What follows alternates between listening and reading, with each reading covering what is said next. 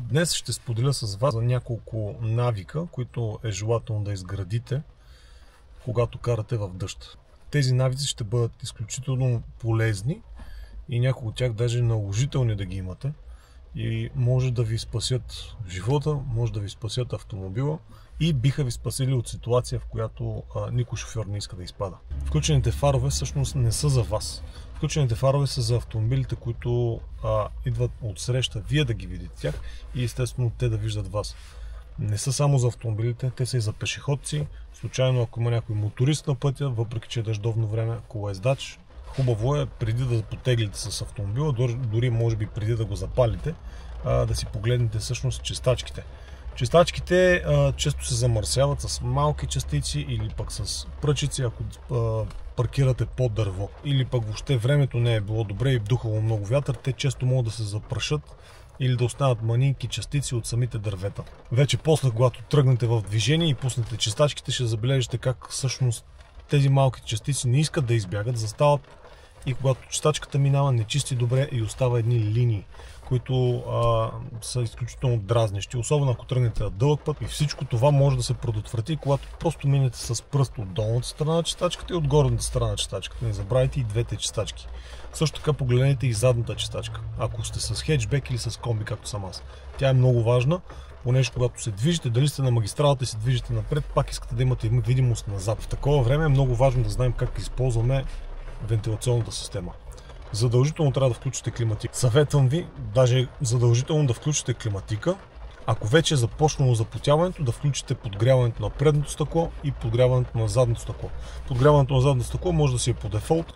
Няма да ви казвам колко е стресираща ситуацията, когато карате на пътя, дали сте с 60 в града или пък с 120-130 на магистралата, когато всъщност ви се запотят стъклата предно и странично и нищо не виждате. Докато примахнете запотяването от стъклата, изминавате стотина метра като нищо.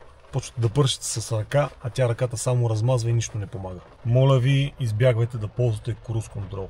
Знам, това е една много готина джиджавка, ползвам си я винаги, дори в градски условия.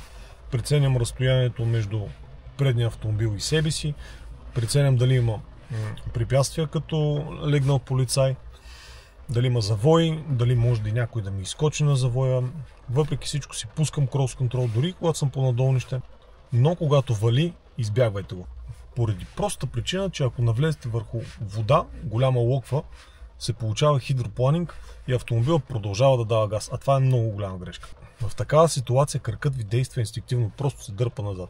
Оставете автомобила, не завъртайте волана, понеже най-вероятно ще направите много голяма реакция. Просто разчитайте на краката си, на инстинктите, дори и да не са толкова утвърдени. И може би последният съвет, който бих ви дал за днес е: карайте с ниски обороти. Това може да се случи и с автомобил с автоматични скорости, който може да сменяте предавките нагоре и надолу, първа, втора, трета, в последователност. Когато е дъждовно времето, от водата действа като лубрикант между гумите и асфалт. Ако карате с високи обороти, то е възможно да поднесе колата. Особено ако е лека предницата и е с предно задвижване, или пък е леко задницата с задно задвижване. Всъщност ще ви дам един бонус съвет, и то е във време като това в момента, валеше до преди малко и всъщност да вали, но изключително слаб дъжд. В такова време тази опция за подгряване на огледалата драстично ви подобрява обозрението назад вас. Внимавайте, когато карате в крайна дясна лента, понеже винаги спазват по стандарти един наклон на пътя, за да може водата да се отсежда в дясно, да не застава по средата или навътре, понеже бързата лента е по-опасно, ако попадне в хидропланинг. Бавната лента пак има шанс, даже може би и по-голям шанс да попаднете в хидропланинг в бавната лента, но поне се движите бавно. Може би най-добрият вариант е да карате в средната лента.